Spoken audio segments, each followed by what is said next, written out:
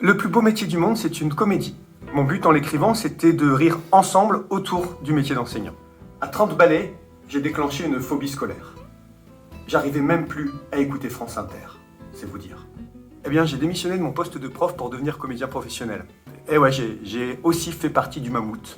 Je crois que j'étais dans la trompe d'ailleurs. J'ai vu votre manière d'appréhender la structuration graphophonologique à vectorisation immédiate. Oui, la dictée. Non, ce spectacle n'est ni un réquisitoire à charge contre les enseignants, ni un spectacle corporatiste.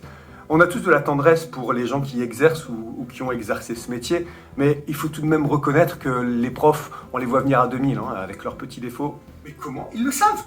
C'est parce que j'ai mis des phéromones d'enseignants ou...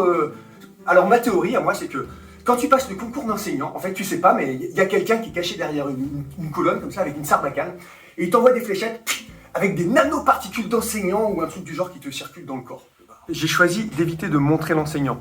J'alterne entre des sketchs où j'interprète des personnages qui gravitent autour du monde de l'enseignant et des passages en adresse directe avec le public où je leur apporte des informations. Et dans ces passages aussi, je fais des parallèles avec mon métier actuel de comédien. Pourtant, c'est pas compliqué. En figuration, t'en as une seule de consigne. Refaire tout le temps la même chose et ne pas regarder la caméra. Ah oui, bon bah, finalement, c'est peut-être un boulot de passer des consignes. Déjà, il faut savoir qu'il existe deux versions du spectacle.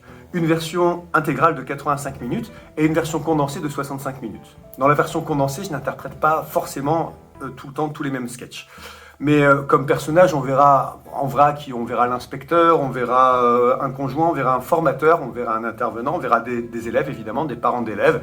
Et à un moment donné, dans le spectacle, j'avoue, j'ai craqué, j'interprète un enseignant, de dos.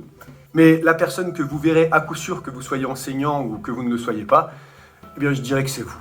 On a tout essayé, il n'y a rien qui marche, hein, madame. Oh non, et encore, avec vous, il est plutôt calme en classe, il n'y a jamais mordu personne.